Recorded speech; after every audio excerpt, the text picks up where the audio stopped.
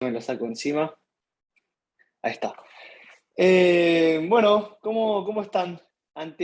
Como dice Nico, ante penúltima clase. Ya la clase que viene es la última semana. Y se viene, sí, se viene, y hay tantas cosas todavía, tantas cosas. Eh, la semana que viene encima hay dos after. Justo, les quería avisar que nada, justo también el miércoles había un after, yo después tuve que, no podía hacerlo al final en el horario ese, de 8:30 a 9:30, y lo tuve que cancelar, y después vi que el mensaje de Slack de aviso nunca se mandó, y nada, por eso justamente no, perdonen si generé confusión ahí, eh, pero bueno, nada, diciembre está siendo bastante caótico con un montón de cosas que surgen inesperadamente. Eh, la semana que viene hay dos afters, hay un after de diseño, ahora vamos a ver UX, que es una clase muy linda y divertida, pero ya la semana que viene vamos a ver diseño para quienes quieran aprender a diseñar, por lo menos en Adobe XD, algo básico para el prototipo del MVP. Y después el miércoles vamos a ver vamos a tener un after de analíticas, de cómo usar Amplitude y esa herramienta de producto. Así que, nada, y la clase de metodologías ágiles, voy a ver si, porque ya tenemos la agenda muy cargada y digamos, Coder no me deja crear after classes luego ¿cómo se llama? Luego de terminada la última clase. Entonces, igual de todas formas yo quiero dar esa clase porque me parece que es importante. Así que voy a ver cómo hago y si no de última, nada, lo ofrezco de forma individual, o sea, por fuera de Coder. Total, son contenidos que yo armo, no, creo que no habría problema para quienes quieran y estén interesados. Pero bueno, después veo cómo hago, pero la verdad que me gustaría también que se vayan con ese conocimiento. En fin, medio feo para vos que no podés grabarla y la hagamos offline.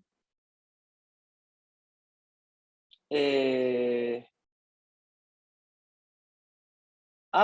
pero no podés grabarla y la hagamos offline.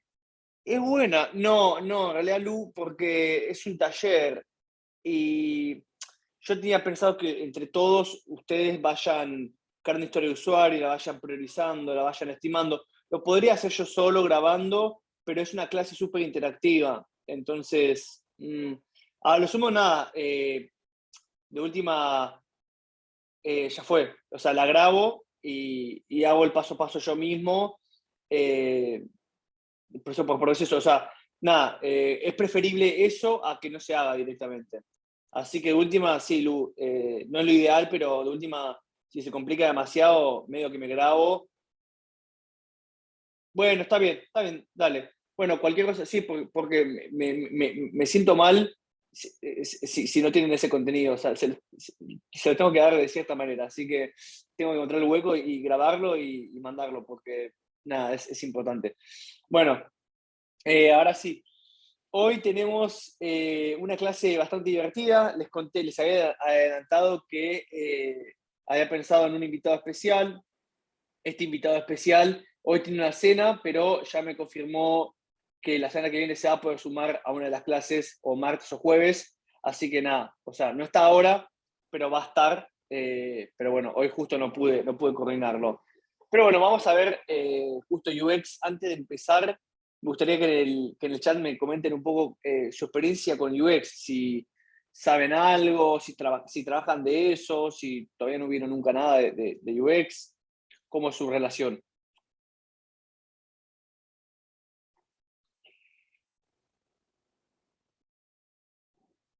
A él trabajó con equipo de UX, Rosero, Ale, bueno, sabe algo, Nico algo sabe, Jaime muy poco, Mati muy poco. Bueno, genial. Esta clase va a tener bastante contenido. Obviamente hay todo, imagínense que hay cursos de UX enteros, así que claramente no vamos a estar viendo muy a profundidad qué es UX y menos cómo se diseña. Para eso hago un after sobre diseño, pero por lo menos la idea es tener algo, conceptos básicos de UX, porque bueno, obviamente en el día a día, producto siempre trabaja de UX, van de la mano los dos, así que nada, es importante que por lo menos tengan presentes algunos conceptos claves. Así que bueno, además, después creo que hay un desafío. Uy, se deshabilitó un micrófono. Voy a mutear por las dudas. Ahí estamos. Después tiene el desafío del prototipo que está súper divertido. Bueno, ahí va. Entonces, bueno, vamos con todo. Vamos. Ahí está. Introducción a UX. ¿Qué es UX? Antes les cuento un poquito mi experiencia con UX, antes de empezar con el contenido. Yo, o sea, nunca trabajé o sea, en UX como un rol de UX. Hay muchos product managers que antes trabajaron en UX, como también hay muchos product managers que antes trabajaron en programación o bien del lado de negocios. En mi caso, aprendí UX a partir de cursos grabados que compraba en Udemy. Primero lo que hice fue aprender sobre lo que es UX Research. Vamos a ver que también UX tiene muchas disciplinas. Ahora les comento bien cuáles son, pero está todo lo que es investigación, la parte de usabilidad, de investigar usuario, la parte de design thinking, toda esa parte de UX. Después también la parte que es más de diseño, usando programas. Y después tienen toda la parte de redacción, que es UX Writing. Yo primero había hecho un curso de UX Research, o sea, toda la parte de investigación, y luego hice un curso de UX Design, ¿no? Con Adobe XD, cómo usar la plataforma para crear pantallas. Y bueno, eso fue mi primer acercamiento a UX a través de cursos grabados, y luego después, bueno, trabajando en producto, estás todo el tiempo al lado de UX, y dependiendo de la empresa, a veces tenés más interacción con UX y otras menos interacción con UX. Por ejemplo, en Codehouse, como éramos un equipo pequeño, yo a veces hacía tareas de UX, hacía investigación de usuarios, hacía wireframes, nada, y trabajaba muy codo a codo con las personas de UX. Y después quizás en empresas más grandes como Walla, que son están más especializadas, quizás uno ya no está haciendo wireframes o uno no está diseñando encuestas. Eso quizás ya lo hacen las personas digamos, de UX, y el product manager o la persona de producto se encarga más quizás de tomar notas en las entrevistas o de, por ejemplo, bueno, dar su opinión, o por ejemplo de organizar las entrevistas o distribuir la encuesta o analizar los resultados, pero el ejercicio de entrevistar, quizás cuando es una empresa más grande y mucho más especializada, es más de UX que de producto. Pero obviamente el producto está súper cerca de todas esas actividades. Así que bueno, eso como para comentarles brevemente. Ahora si vamos con UX, digamos, es el acrónimo de User Experience, experiencia de usuario, que básicamente es la disciplina que engloba un montón, pero un montón de cosas, pero básicamente la disciplina que se encarga de velar por la buena experiencia del usuario en nuestro producto, ¿no? Y esto no siempre significa el uso del usuario mientras usa el producto, sino también lo que sucede antes y después de usar el producto. Por ejemplo, no sé, uno usa un producto, quizás usa una aplicación, bueno, ¿qué pasa después de la aplicación? Imagínense que, no sé, se realiza una compra en esa aplicación y luego hay un envío, bueno, ¿cuál es la experiencia luego de esa persona que compra y espera el envío y quizás tiene alguna pregunta, alguna duda y quiere, no sé, contactar al soporte? Ahí ya mucho se mezcla lo que es UX con CX. CX es mucho más amplio, UX es más que nada sobre el producto en sí, pero bueno, básicamente UX tiene un paraguas bastante grande, ¿no? No solamente es cuando hablamos de uso de producto, sino que también es cuando sucede antes y después del uso del producto. Y esto engloba un montón digamos, disciplinas, no solamente es hacer design thinking e investigar usuarios, sino que también tiene que ver mucho la creación de documentación, el planteo de un benchmarking con, no sé, comparaciones competitivas, análisis de usabilidad, heurística, bueno, hay un montón de cosas dentro de UX. Está la parte de redacción también, pero todas esas disciplinas distintas hacen a una mejor experiencia, ¿no? O sea, siempre la idea es que el usuario tenga una mejor experiencia en nuestra plataforma. Entonces, un poco en resumen, UX es un conjunto de metodologías, de disciplinas que todos cooperan para un mejor uso, ¿no?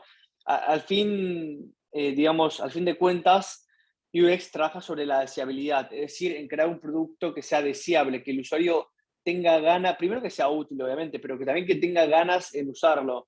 En cambio, como hablamos antes, en las primeras clases, todo lo que es la parte de desarrollo se dedica a hacer un producto factible, es decir, que se pueda realizar, que con la tecnología actual que se pueda hacer. Y negocio, la parte de negocio, se ocupa de tratar de crear un producto que sea viable en el punto de vista económico. Entonces, toda la parte de lo que es utilidad y deseabilidad son dominios de UX, ¿no? Son como los principios por los cuales trabaja esta disciplina. Bueno, obviamente, digamos, cuando se trabaja en UX, digamos, el usuario es el punto del foco, entonces, si diseñamos por diseñar, en realidad no estamos haciendo UX, sino que estamos practicando diseños aislados. Así que todas las actividades que vamos a ver de UX, digamos, están alrededor de todo esto, alrededor justamente del usuario. A ver, acá bueno, acá hay un video que no lo voy a mostrar, pero está acá en la diapositiva por si después lo quieren ver, pero es un poco un ejemplo de una gran UX, la Maxim de un iPhone o también la Maxim de una Mac. Por ejemplo, quizás con detalles que quizás parecen no tan importantes, pero cuando uno quizás abre quizás no, es así. Cuando uno abre una nueva MacBook, la forma en la que, digamos, es el unboxing está muy bien pensado. Al principio piensan qué es lo que más quiere el usuario apenas abre una caja, ¿no? Quiere el producto en sí, quiere tener el producto en la mano. Entonces, al principio está la computadora. Luego, después, cuando se saca la computadora, lo siguiente que quiere es el cargador, ¿no? Para poder enchufarlo y ya empezar a usarlo. Entonces, luego tiene solamente el cargador con, bueno, lo que sea necesario. Y luego del cargador ya viene la tercera capa. Es un unboxing tipo como si fuese una cebolla, capa por capa, de lo más importante a lo menos importante para el usuario y súper enfocado todo, ¿no? Al principio está solo la computadora, luego está solo el cargador y luego está solo el manual de instrucciones. Entonces, eso hace a un unboxing bastante placentero. No es, por ejemplo, una caja donde, digamos, está en una sola vista todos los componentes medios desparramados, sino que la verdad que está muy bien pensado. Bien, ahora para seguir un poco con el tema de UX, me gustaría que contestemos esta pregunta, a ver qué opinan desde Menti. Acá está el código. La idea es que me digan por qué Google ganó la batalla entre buscadores. Uy, ahí estaba un poco el spoiler, creo.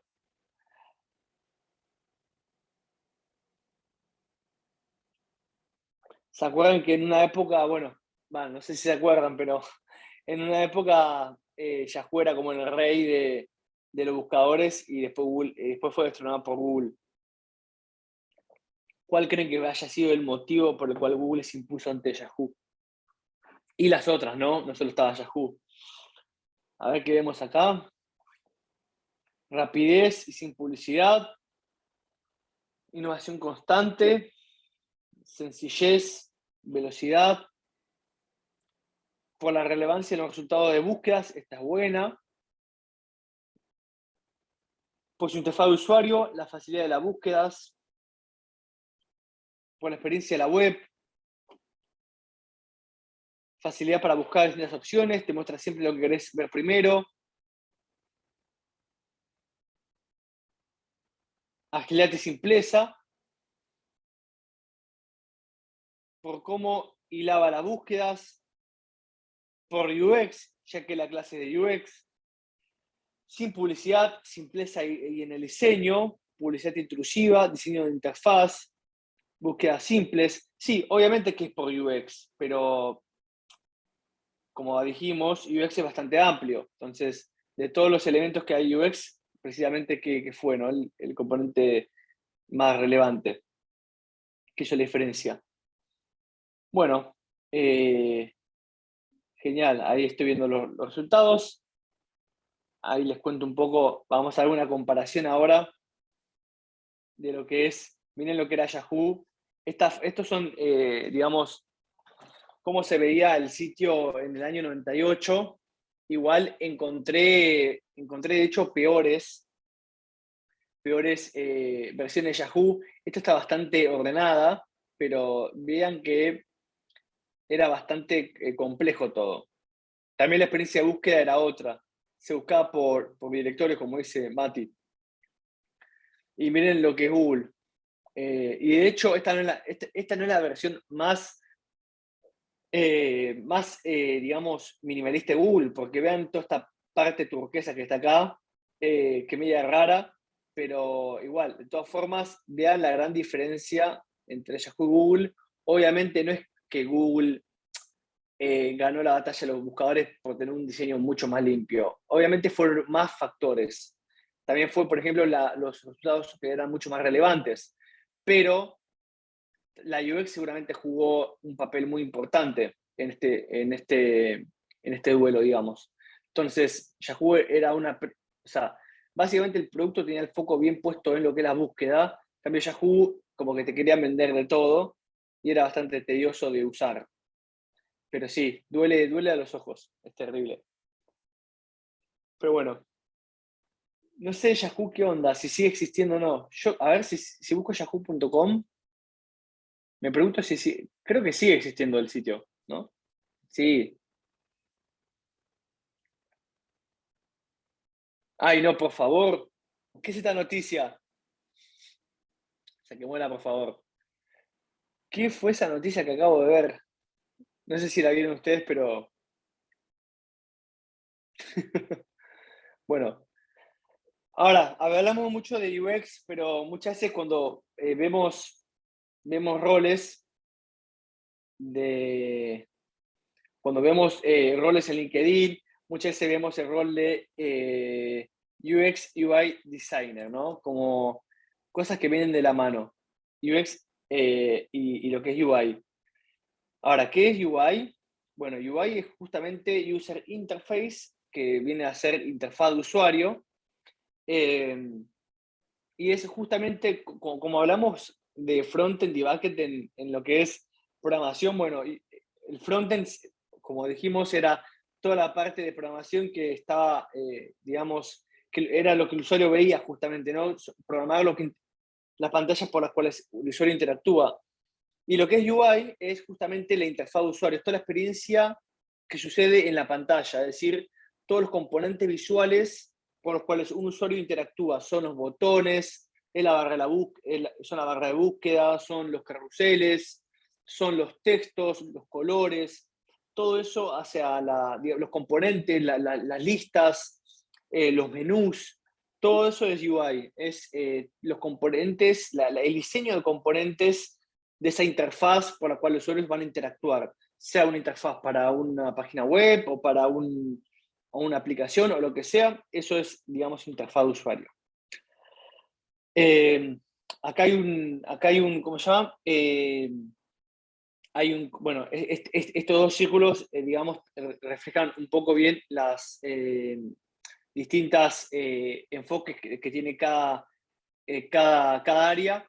Por el lado de UI, digamos, es todo lo que sucede en la pantalla, en la interfaz, y por el lado de UX es todo lo relacionado a la experiencia y es lo que sucede delante de la pantalla, es decir, cómo el usuario luego interpreta en su cabeza toda esa experiencia que está teniendo.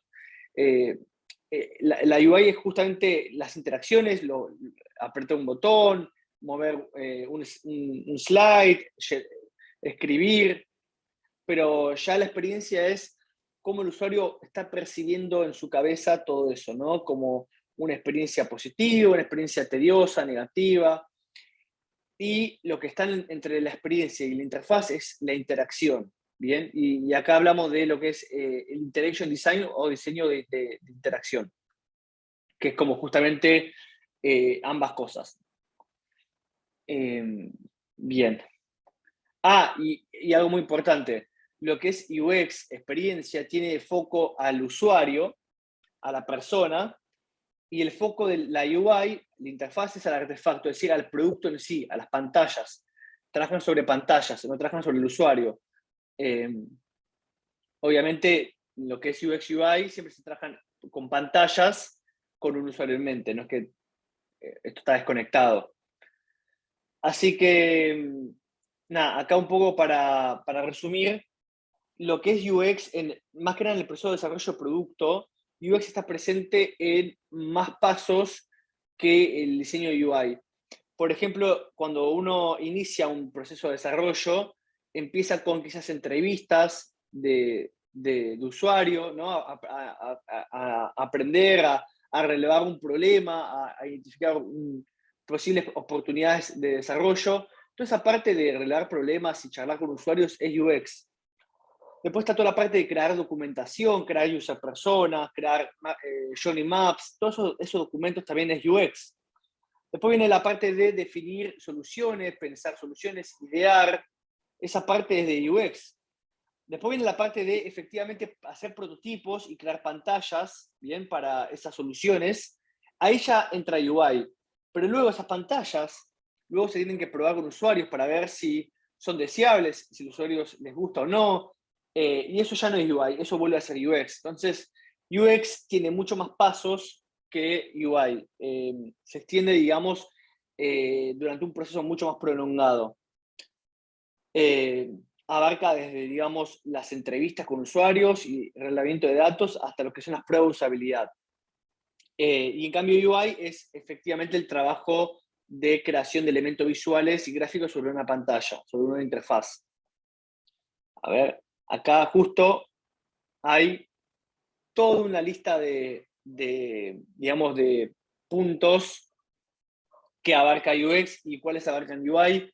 Como ven, UX abarca investigación, lo cual acá hay diseño de encuestas, diseño de entrevistas, prueba de usabilidad, creación de arquetipo de persona, el diseño de las pantallas, no, perdón, diseño conceptual, por ejemplo, lo que son los eh, arquitectura de la información, es decir, las pantallas, cómo, digamos, cómo va a ser la navegación, eh, estos botones a qué, digamos, pantalla van a llegar, o sea, todo lo que es arquitectura de la información, cómo se van a organizar la información, los datos, las pantallas, la navegación, eso es UX, todo lo que son métricas también, por ejemplo, mapa de calor, diseño de interacción, usabilidad, redacción de textos, storytelling, brainstorming, bueno, todo eso entra dentro de lo que es UX.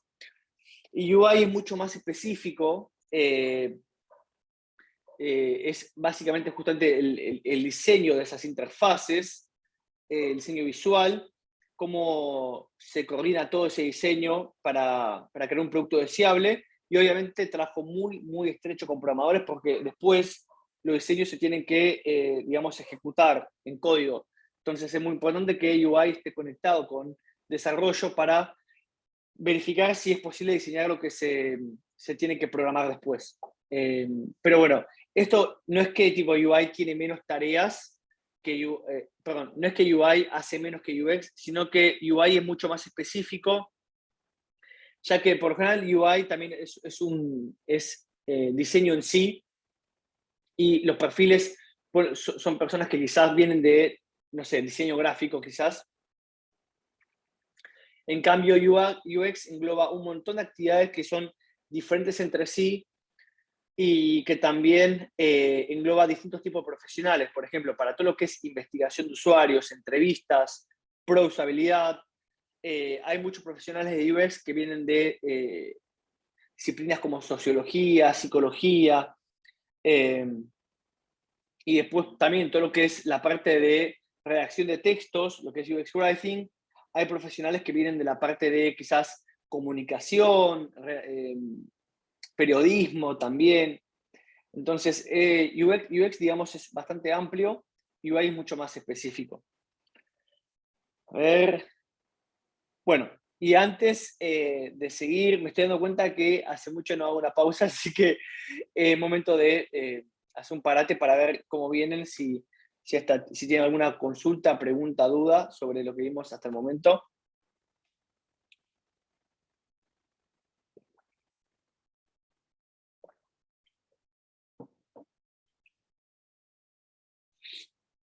Bueno, genial, perfecto. Bueno, eso básicamente igual era en la primera parte de la clase, que era repasar un poquito esos conceptos centrales de UX y UI. Ahora vamos a ir un poco más específico con algunos conceptos. Vamos a ver esta especie de panal abeja, que son, digamos, los 7 atributos que debería tener toda buena experiencia de usuario. Esta es una buena guía a la hora de justamente diseñar productos. Primero está el factor de la utilidad, donde nos preguntamos si este producto es útil, ¿no? Si realmente reporta un beneficio, si nos soluciona algo que queremos que se solucione. Eso es lo más básico del mundo. Bueno, tiene que ser útil. Después, toda buena experiencia de usuario tiene que evocar emociones, tiene que ser deseable, tiene que haber un diseño atractivo que den ganas de volver una y otra vez a usarla. Luego tiene que ser accesible. Accesible significa que lo puedo utilizar la mayoría de las personas. Vamos a hablar ahora sobre accesibilidad, así que no hago tanto foco acá ahora. Tiene que ser creíble, tiene que reflejar transparencia y trasladar confianza también. Eh, y acá, por ejemplo, cuando hablo de creíble, quizás hay ciertas pantallas como que, digamos, no son tan claras al usuario, esconden precios.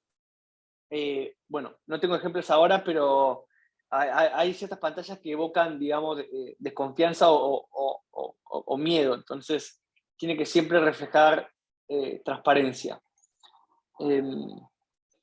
Luego, bueno, de hecho, Airbnb al principio, digamos,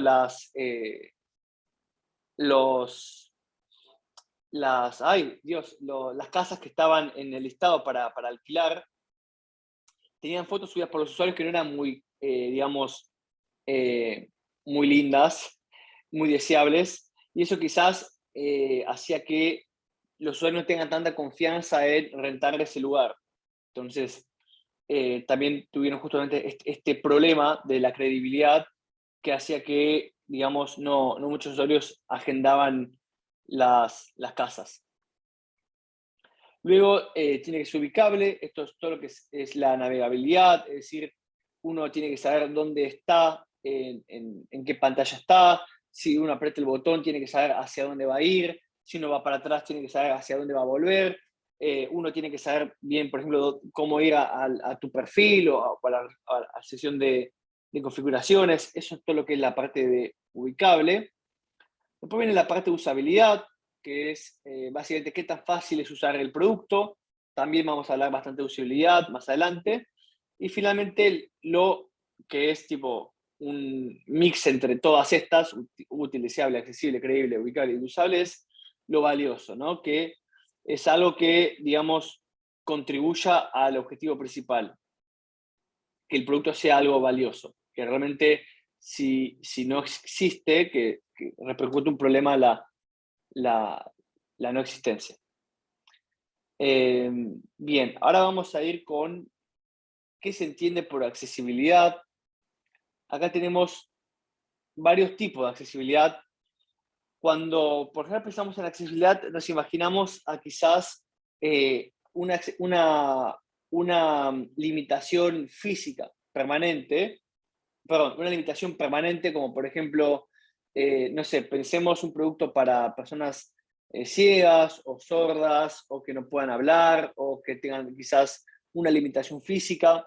Pero cuando hablamos de accesibilidad, no solamente es tratar de crear un producto que sea accesible para personas con, digamos, con una discapacidad permanente, sino también hay que pensar en personas que tengan una discapacidad temporal o una discapacidad situacional. Es decir, cómo nuestro producto va a servir no solo para personas que quizás les falta un brazo, pero sino también para personas que quizás tienen un brazo lastimado y no lo pueden usar, o para personas que quizás están con su hijo en sus brazos y no pueden usar los dos brazos. Eh, o por ejemplo, en lo que es la escucha. No solo pensar en personas con sordera, sino también quizás en personas con discapacidades temporales como una infección en el oído o situacionales como una persona que está en un bar con mucho ruido y no puede escuchar. Eh, Acá un gran ejemplo de accesibilidad es Duolingo. No sé si ustedes, bueno, calculo que alguno de ustedes habrá usado la aplicación. Vieron que hay ejercicios que son para escuchar y para hablar. Eh, y uno cuando llega a esos ejercicios se le puede decir a la aplicación que en este momento no pueden hacer sus ejercicios porque no pueden escuchar o no pueden hablar, y Duolingo les reemplaza justamente el ejercicio por otro que no involucre la escucha. Entonces, ese es un buen ejemplo de accesibilidad. Otro ejemplo de accesibilidad es en Android, a partir de, no sé, no sé qué versión, a través de un gesto se puede hacer que la pantalla del dispositivo se reduzca. Entonces, antes quizás no podías llegar con un solo, quizás estabas, no sé, en el colectivo y con un solo dedo no podías llegar arriba de todo, en la barra de notificaciones. Y ahora con un gesto como que se reduce la pantalla a, digamos, al 60% para que puedas alcanzar mejor todos los botones y que puedas usar el dispositivo con una sola mano. De hecho, a ver, vamos a ver acá, Android One Hand Mode, para mostrarles un ejemplo de accesibilidad. Esto, acá está. Este es un ejemplo de accesibilidad, súper, súper claro, donde el usuario, en caso de que pueda usar una sola mano, nada, que pueda usar el producto sin complicación. Esto es un ejemplo de accesibilidad y no es una accesibilidad permanente. Esto también puede ser temporal para alguien que quizás está en un colectivo y no tiene las dos manos disponibles. Ustedes, no sé si usa mucho esta funcionalidad, pero yo cada tanto la usaba antes.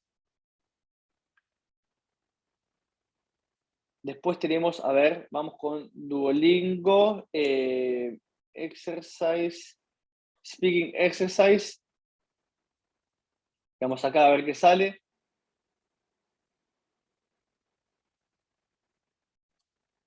Ahí está. Ahí está. Vean acá. Hay un botón que dice no puedo hablar ahora, ¿bien? Y justamente reemplaza este ejercicio por uno que no requiera hablar.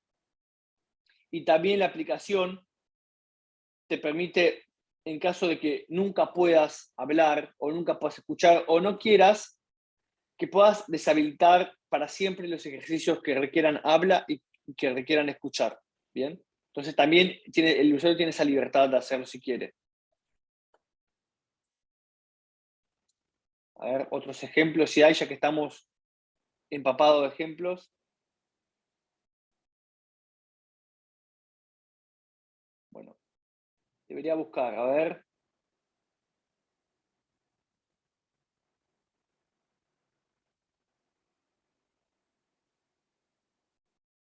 Bueno, ¿tiene algún, justo no encontré otro ejemplo?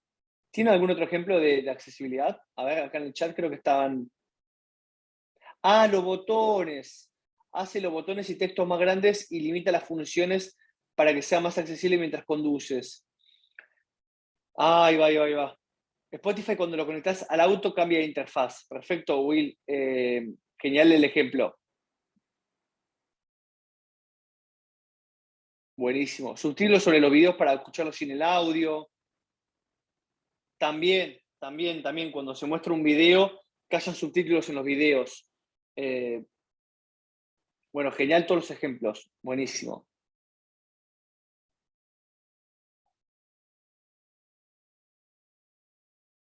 Bien, entonces eso es la parte de accesibilidad. Ahora después igual vamos a ver un montón lo que es usabilidad, que tanto accesibilidad como usabilidad son dos disciplinas dentro de UX que son fundamentales. Pero primero, fracasarás en UX si estas son todas las cosas, digamos, que no hay que hacer. Primero, obviamente no hablar con los usuarios, tipo, todo está en base al usuario, entonces si uno hace UX pero no habla con usuarios, en realidad no estás haciendo UX. También si no podés definir quién es tu público objetivo, tu target, tu UX persona, vas a tener problemas. Luego, si tratás de ir directo a la solución y no definir el problema. Luego también si diseñás una solución para uno mismo, o si tomás decisiones en base a tus experiencias personales sin tener en cuenta el usuario, o tampoco tenés en cuenta los objetivos del negocio, o solo pensás en la parte, digamos, visual y gráfica. Bien, ¿alguna consulta con respecto a accesibilidad? Bueno, ahí veo que justo Will levantó la mano. Adelante. Hola, hola. No, Buenas. simplemente quería como aportar un ejemplo Dale, también. obvio. Yo trabajo en Bosch, acá en Chile, y yo estoy en el departamento de marketing, en la parte de diseño específicamente. Y hace, no sé, como mes y medio nos llegó como una actualización del guideline. El guideline de Bosch es una Mm, hermosura, o sea, la plataforma es súper completa y todo eso, y nos llegó una actualización de temas de usabilidad súper específico para temas web, porque actualmente estamos rediseñando las web y especifica todo el tema del tamaño de los títulos, los subtítulos, los colores. Nosotros tenemos unos colores base de la marca, pero para temas web cambian completamente los colores por temas, por ejemplo, para las personas con daltonismo o con visión reducida, ujú, para que tengan contraste, porque no es lo mismo, por ejemplo, un azul turquesa o calipso, como le dicen también, que un verde manzana. Entonces, para el color de la marca es turquesa, pero el color para web es verde manzana. ¿Por qué? Porque cuando hay temas de visión reducida o daltonismo, por ejemplo, los contrastes en colores similares no se detectan las personas, por ejemplo, con daltonismo. O si tienes un verde claro y un verde oscuro y los usas combinados, tampoco las personas con ciertas limitaciones visuales no detectan las diferencias de colores, por ejemplo, en un botón que sea una advertencia o una notificación o en una ilustración, cosas tan sencillas como esas, pero simplemente con cambiar las tonalidades de los colores ya es completamente accesible. Y así un montón de ejemplos más. excelente. No, bueno, genial, pero es otro ejemplo que nos quedaba también comentar, así que buenísimo tu aporte. Sí, también hay que tener en cuenta los aspectos visuales, el daltonismo, y los textos también. También quizás eh, con respecto al tamaño de los botones, vieron que también no está bueno hacer botones muy chicos, depende también dónde se van a utilizar, pero a veces un botón muy chico es un botón que no se puede presionar. Eh, y también lo que me parece importante en lo que es accesibilidad es también darle al usuario la flexibilidad de diseñar, digamos, su interfaz, o sea, de quizás hacer cambios a la interfaz como, como prefiera. Es decir, todavía de hecho no vi productos que ejecuten esta idea de forma súper completa, salvo los sistemas operativos de los celulares, pero a lo que voy con todo es que sería muy bueno, por ejemplo, que hayan productos que te permitan en la parte de configuración editar el tamaño de la fuente, editar el tamaño de los componentes visuales, es decir, escalar, digamos, los tamaños en base a tus preferencias y también editar los colores en base a tus preferencias. Eh, Obviamente es un esfuerzo extra de desarrollo, pero nada, creo que también está bueno eso. Y eso yo más que nada lo pienso también en Lumi, porque cuando yo lancé la primerísima versión de Lumi, eh, bueno, digamos, bueno, de hecho les voy a mostrar, ya que está acá abierta.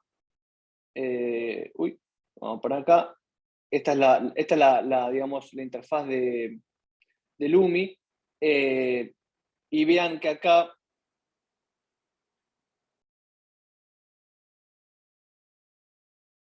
Bueno, vean que acá está el texto, donde uno hace justamente los cursos, las clases, pero cuando yo lancé la primera versión, este texto se veía medianamente grande en la pantalla, pero cuando los usuarios hacían las clases, me decían que era muy chico, que era medio tedioso leer algo tan chico y que les gustaba si la pantalla va a ser sobre leer, que prefieren un tamaño de letra mucho más grande. Entonces, nada, en base a eso yo aumenté el tamaño de la letra para que sea más fácil de leer, pero ahora me estoy preguntando, quizás hay personas que antes les gustaba leer con el texto más chico, quizás hay personas que prefieren leer incluso con un tamaño de fuente más grande.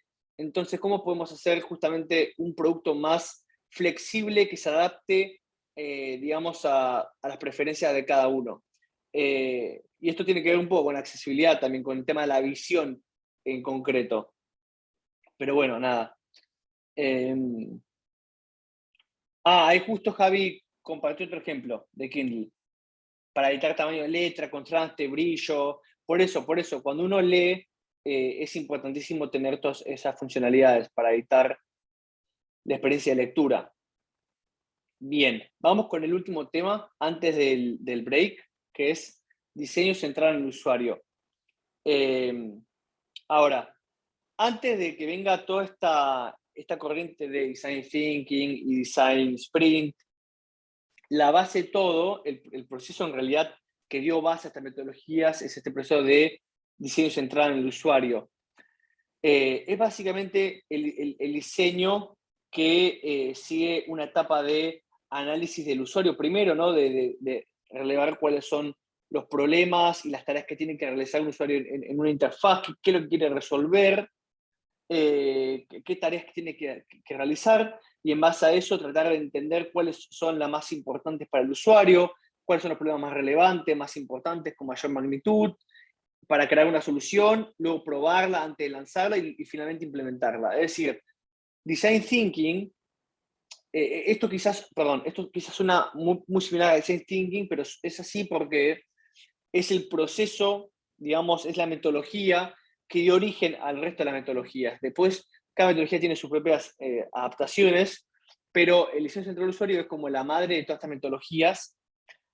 Y en su momento, ahora vivimos en un mundo, bueno, muy digital y quizás es un poco obvio esto de tener en cuenta al usuario, pero hay que contextualizar también este proceso en el momento donde surgió. Este proceso viene, creo que si no me equivoco, se empezó a desarrollar en la década de los 70, cuando durante muchas décadas la forma de diseñar productos era completamente distintas, donde quizás se diseñaba un producto y luego se creaba el producto y después se buscaba un mercado y a través de marketing se buscaba encontrar un mercado a ese producto y hacerlo atractivo para las masas. Así como históricamente se diseñaban productos, se diseñaban en la fábrica y luego se buscaban mercados. Y con marketing se empujaba y con promociones también las ventas. Pero el diseño no partía del usuario en sí, sino que muchas veces era un proceso creativo cerrado en las empresas. Y justamente esta metodología vino a desafiar el modo en que se diseñaba hace muchas décadas, que está heredado de la época industrial. Por eso es tan importante esta metodología, que hoy quizás suena un poco obvia, pero a nivel histórico, en su momento fue una revolución, porque por primera vez trajo conceptos de iteración, conceptos de prototipos, concepto de probar la idea, digamos, antes de implementarla. Fue como la creación de las bases para lo que vino después. Y también la creación de los pilares modernos del diseño, lo que es la colaboración, ¿bien?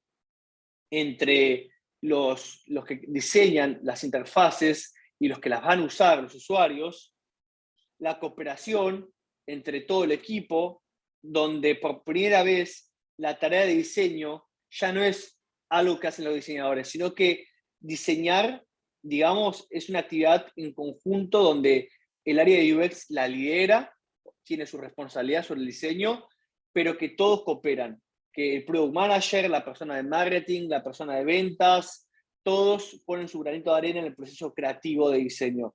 Eso es súper, súper importante. Y luego lo que es la contextualización, que es obviamente adaptar esos diseños y esos procesos a diferentes escenarios. Y cómo creamos un proceso de diseño adaptativo, especialmente en escenarios VUCA, si no me equivoco. A ver si no me equivoco, hay esto, VUCA. No sé si conocen qué es un escenario VUCA, pero un escenario VUCA es un escenario de mercado donde hay 4 factores: volatilidad, incertidumbre, complejidad y ambigüedad.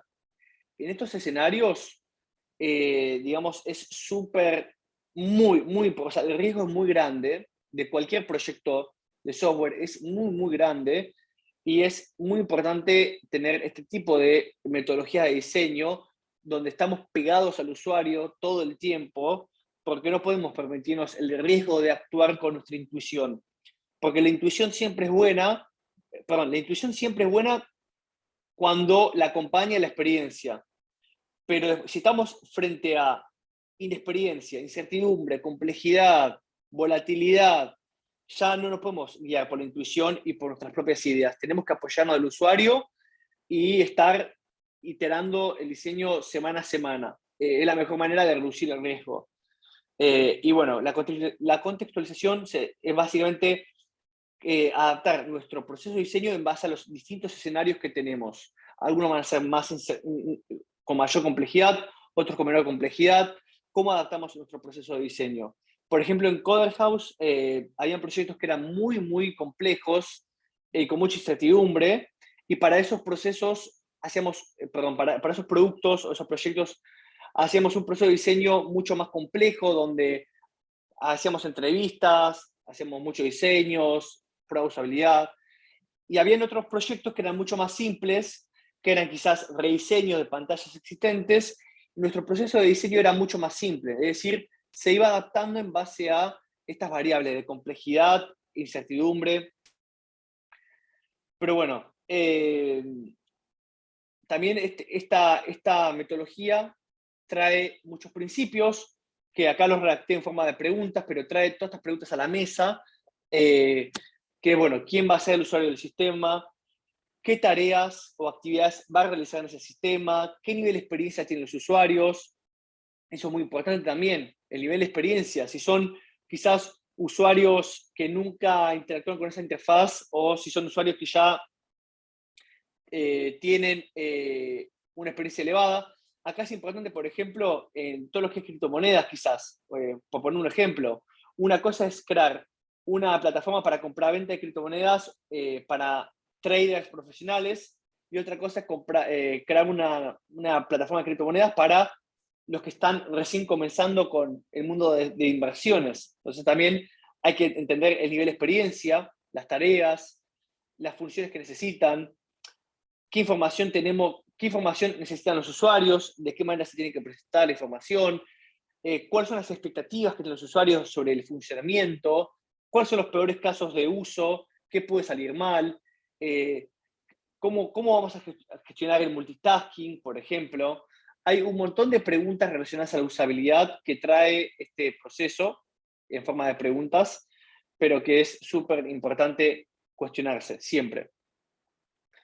Acá viene un poco el procesito de hacer DCU, que es, obviamente, lo van a ver muy similar a cualquier proceso de producto que vimos en este curso, donde siempre comenzamos con una fase de análisis, donde entendemos al usuario, sus necesidades, hacemos investigación, relevamos problemas. Luego viene la parte de detallar bien todos estos problemas, cuáles vamos a estar haciendo foco, y especificar, digamos, cuál va a ser el enfoque, los requerimientos, ¿no?, necesarios. Luego viene la parte de diseño, la parte justamente de crear los prototipos, y luego la parte de validación de probar tus prototipos con prueba de usabilidad. ¿Les suena súper similar a Design Thinking? Bueno, porque justamente esta metodología partió del diseño centrado en el usuario, que es una filosofía que estaba antes de Design Thinking. Acá hay un ejemplo que lo veo bastante curioso, que es el de del ketchup Heinz, creo que se pronuncia así, ¿no? Heinz. donde notaron que los usuarios querían utilizar rápidamente el ketchup y no podían porque tenían que darlo vuelta y tenían que esperar a que el ketchup caiga para estar disponible. Entonces, este packaging que está acá permitía que el usuario, obviamente, lo apoye de esta manera y también que apenas abra la botella ya el ketchup salga casi automáticamente. Lo cual, obviamente, hacía el proceso de servir aderezo mucho más rápido. Y ahora, siguiendo ya como para antes de ir al break, siguiendo el diseño central del usuario, me gustaría que piensen sobre el Segway. Si no se acuerdan o no saben bien qué es el Segway, es este aparato que ven acá a la derecha de la pantalla, que era una especie de monopatín con... No sé, es un Segway, es un producto difícil de comparar. La idea es que por el chat de Zoom me indiquen un poco cuáles son las cualidades del Segway, ¿no? ¿Cuál creen que es el valor agregado de este producto?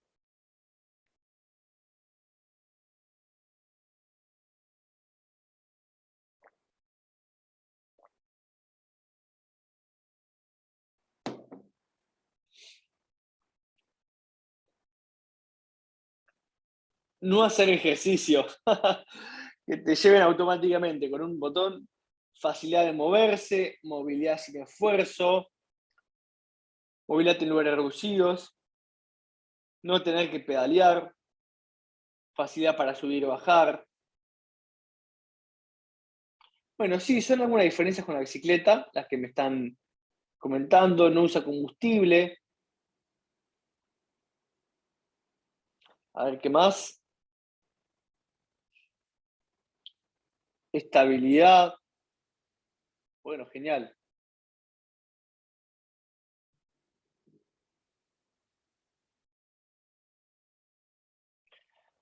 Bueno, esta pregunta era un poco tramposa, porque la idea era compararles por qué Segway, digamos, ofrece muy poco valor agregado con su principal competidor y alternativa, la bicicleta. Segway, de hecho, salvo por algunos segmentos muy particulares que lo utilizan, no tuvo el éxito que se esperaba. De hecho, no sé quién había dicho de que Segway, digamos, que se iban a diseñar ciudades basadas en el Segway. O sea, que iban a rediseñar ciudades y calles enteras para dar lugar a este nuevo método de transporte. Muchos decían, es la máxima revolución en transporte luego de los autos. Y no fue lo que se esperaba, porque el Segway competía digamos, con un terreno donde estaba la bicicleta, porque claramente el Segway no es un reemplazo de una moto, no es el reemplazo de un auto, es para digamos, distancias cortas. Y vean que, por un lado, el precio, el Segway tenía un precio elevadísimo de $6.600. La autonomía era limitada, a los 5 kilómetros se terminaba la batería. Iba de hecho, a alcanzar una velocidad más baja que una bicicleta y era mucho más pesado. Entonces, por un montón de cuestiones, los usuarios prefirieron seguir usando la bicicleta que el Segway. De hecho, algunos incluso ven la bicicleta como mejor aún porque uno hace ejercicio. Y si bien las dos son alternativas ecológicas, el Segway, digamos, no terminó siendo lo que se prometía que iba a ser. Bueno, ahí justo Luke está comentando que hay alternativas que son monopatines, patinetas con motor, bicicletas con motor. Ahí José comparte que el dueño de Segway incluso murió usando su producto. O sea, se cayó por un acantilado usando su Segway. Terrible. Hasta su dueño falleció. Pero bueno, es peligroso también, si quieren. Pero nada, esto básicamente comento lo de Segway como para darles un ejemplo, como les di un ejemplo de lo que es una buena aplicación de diseño central del usuario, también les muestro un ejemplo de Segway como un diseño que no fue muy centrado en el usuario y no fue el boom que se le prometió. Bien, así que chicos, ahora si quieren, antes, ¿hay alguna pregunta, consulta, lo que sea, con respecto a diseño centrado del usuario?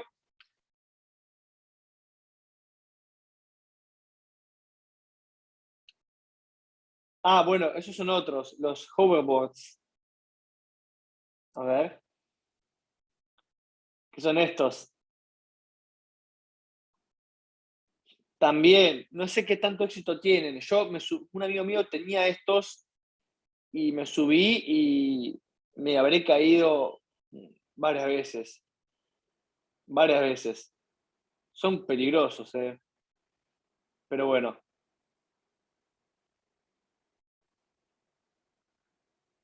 Ahí le pregunta, ¿cómo hacer si no hay tiempo de hacer entrevista de usuario por tema de lanzar rápido ideas en el mercado? ¿Qué sugieres? Si no vamos a hacer entrevistas al usuario, entonces tenemos que lanzar rápido, rapidísimo. Las entrevistas al usuario justamente existen para reducir el riesgo de crear todo un desarrollo de producto y que después sea algo que no sea relevante.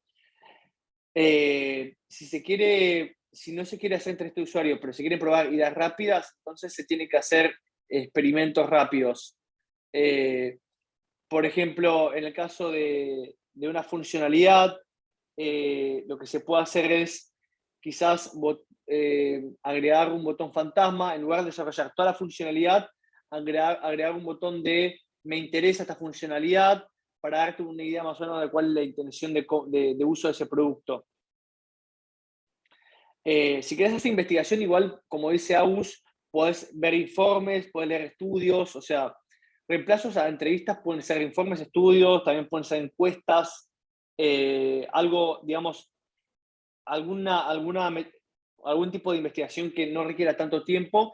Y si no se quiere hacer investigación, entonces lo que yo sugiero es hacer experimentos rápidos, es decir, ideas que uno pueda desarrollar en 2 días y las pueda implementar antes de hacer toda la funcionalidad completa.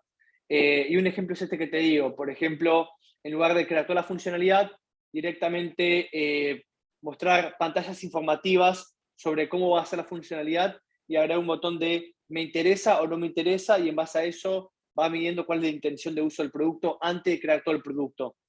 Entonces, nada, yo haría eso, tipo experimentos súper simples que requieran no más de 2 días de desarrollo.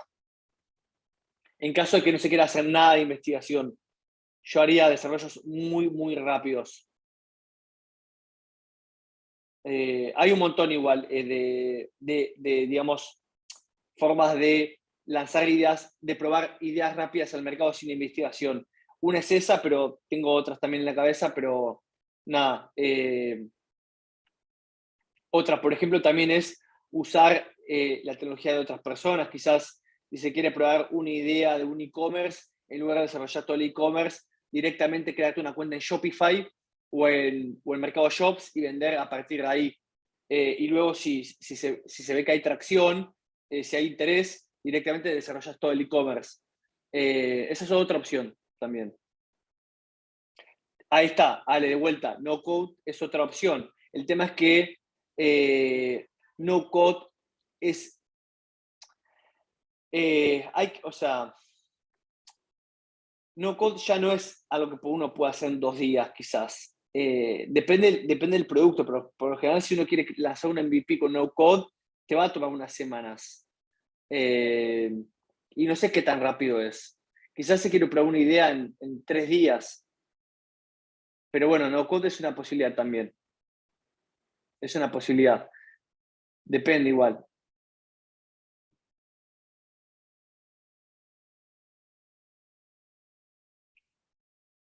Bueno, eh, lo que viene después del break, chicos, para ponernos al tanto un poco, vamos a hablar de usabilidad, luego vamos a hablar de diseño de interacción, vamos a ver cómo estamos con el tiempo, pero las heurísticas de Nielsen las tenemos también acá, Y finalmente vamos a ver sobre prototipos, ¿bien? Prototipos, heurísticas, diseño de interacción y usabilidad. Así que los libero, volvemos 9:40, 10 minutos, 9 en realidad, y seguimos con la clase.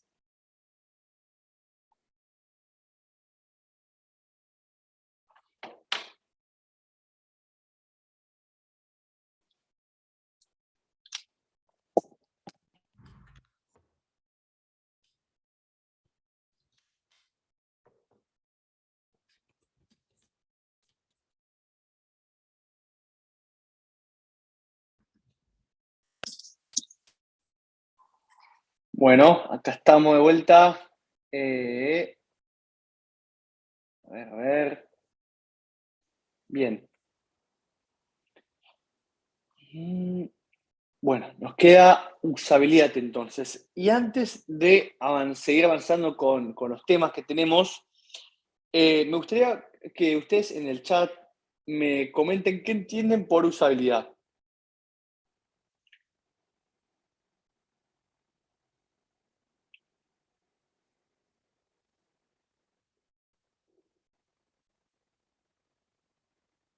No sé, o sea, hace falta una... ahí está, Javi, a ver. Algo sencillo de usar, de entender cómo funciona. Facilidad en la interacción. Fácil o simple. Bueno, perfecto. Están todos alineadísimos. La usabilidad refiere justamente a el grado, digamos, de facilidad de uso. Hay como una especie de padre de la usabilidad, que es Jacob Nielsen. De hecho, les recomiendo mucho que sigan en el Group. Nielsen Norman Group es digamos, un instituto de usabilidad donde tienen un montón de artículos que hablan sobre usabilidad, test de usuarios, está todo en inglés, pero bueno, no sé si hay en español, pero hay, por ejemplo, un montón de artículos sobre pro usabilidad one-on-one, es decir, lo básico, o introducción a la usabilidad, o artículos como, por ejemplo, Journey Mapping. Son expertos y súper especializados en usabilidad, así que les comparto acá en el Group. Pero bueno, justamente uno de los fundadores de esta agencia es Jacob Nielsen, considerado el padre de la usabilidad, y es un atributo de calidad del producto, que refiere a qué tan fácil es ese producto de usarlo. Ahora, cuando hacemos el foco en la facilidad de uso, bien, ¿qué variables entran ahí, ¿no? ¿Qué hace que un producto sea más fácil de usar que otros? Entonces, primero tenemos que entender de que la usabilidad tiene dos como dimensiones. Tenemos la dimensión objetiva, que es básicamente parámetros objetivos para medir la usabilidad a través de la observación, a través de los datos, a través del comportamiento de los usuarios. Podemos objetivamente determinar si un producto es usable o no. Y luego tenemos la usabilidad subjetiva, que está basada en la percepción del usuario. Es decir, la objetiva, digamos, a través del comportamiento del usuario podemos evidenciar que un producto no es usable o sí es usable. Y lo subjetivo es quizás el usuario no usó el producto nunca, pero ya viéndolo de lejos, ya intuye por su percepción que es un producto con baja usabilidad o una buena usabilidad. Bien, entonces vamos a estar viendo vamos a estar poniendo en prueba estas dos dimensiones. Vamos a ver ahora teóricamente la dimensión objetiva con algunas variables, algunos factores que hacen a esta dimensión de usabilidad. Y luego vamos a tener una actividad donde vamos a poner a prueba nuestra subjetividad en cuanto a la usabilidad. Pero bueno, vamos primero con estos 4 factores que miden qué tan fácil es usar un producto o no. Y presten atención acá porque seguramente esto va a ser una pregunta del Kahoot. Así que presten atención. Primero tenemos la facilidad de aprendizaje, ¿no? ¿Qué tan fácil es aprender a usar un usuario? Cuando el usuario entra a tu producto por primera vez, topan con toda tu interfaz. ¿Cuál es el tiempo que les toma aprender por lo menos a llevar a cabo las primeras tareas básicas, a completar, a operar sobre la plataforma. Digamos, la idea es que haya una curva de aprendizaje baja, que no sea tan complejo el uso de un producto, al menos la primera vez. De hecho, en realidad hay productos que también, cuando son muy simples, aburren.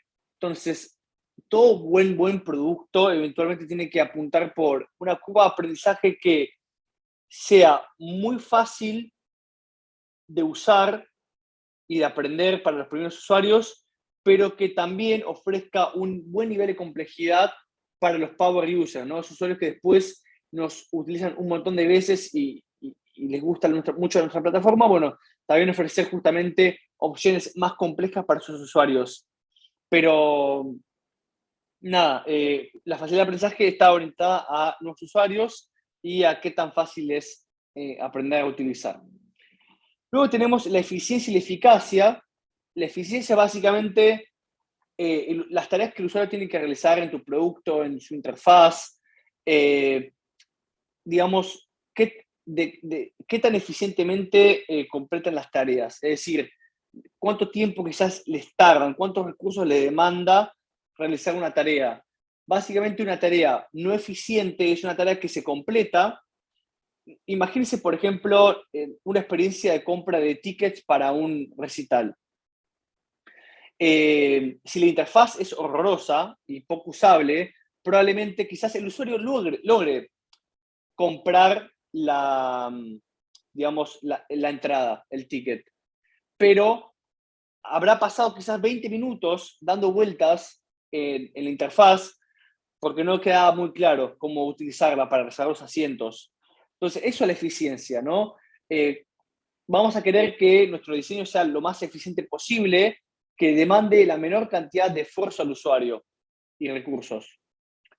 La eficacia básicamente es si la tarea se completó o no se completó. Es decir, un diseño, una usabilidad, perdón, un diseño no eficaz es un diseño donde el usuario no logra completar la tarea que se propuso completar. Es decir, hubo errores en el medio, cómo el usuario lo solucionó en el medio. Tiene que ver todo con eso, con si el usuario o si quizás se perdió y no pudo completar la transacción.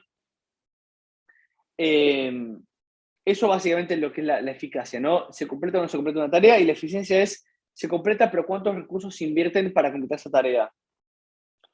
Y lo último es la cualidad de ser recordado, es decir, imagínense que ustedes usan el producto durante 6 meses y luego lo dejan de usar, ¿no? Y vuelven al año siguiente.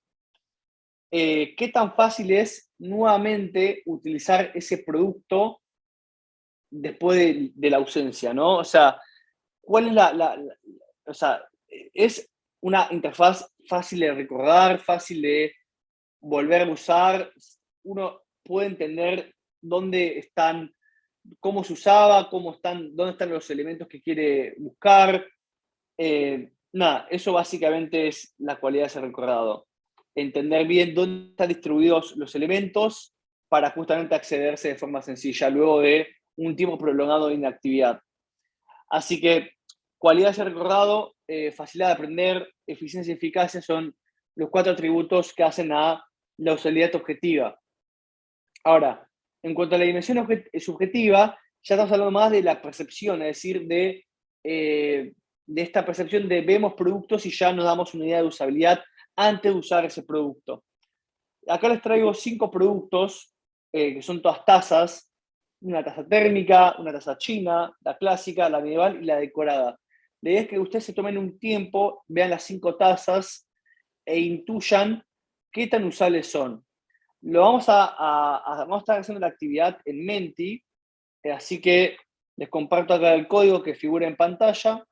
Vayan volviendo a Menti de vuelta y les explico un poco de qué trata la actividad. Oh, bueno, me fui de Menti como siempre, así que voy a tener que volver a entrar.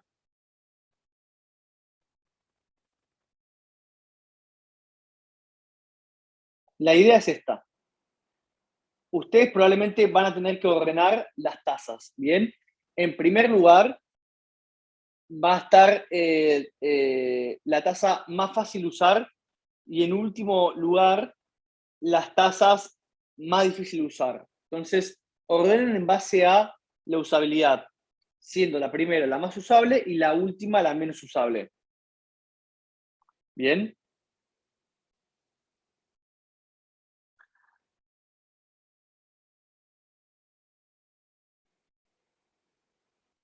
Voy a dar un tiempito, voy a dar unos 2 minutos como para que entren a Menti y puedan ir ordenando y compartiendo su respuesta. Y después, bueno, muestro los resultados. No lo muestro ahora para no justamente cegar al resto de los compañeros. Así que vayan contestando ustedes cada uno y después revelo el orden promedio entre todo el curso. A ver cómo salió todo.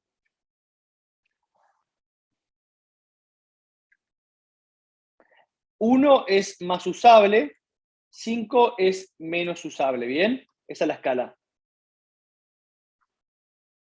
Denme un segundo mientras me voy a servir un vaso de agua y ya vengo en un minuto.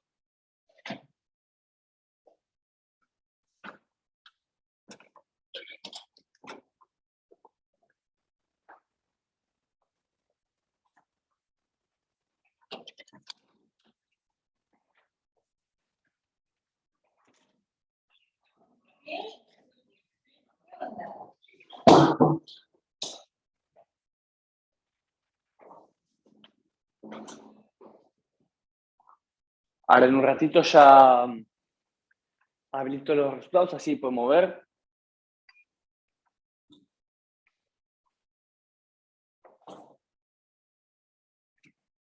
Pero hay dos que ya de antemano se ven bastante poco usables y hay quizás uno o dos que pueden competir por el primer puesto, por el puesto de cuál es la más usable.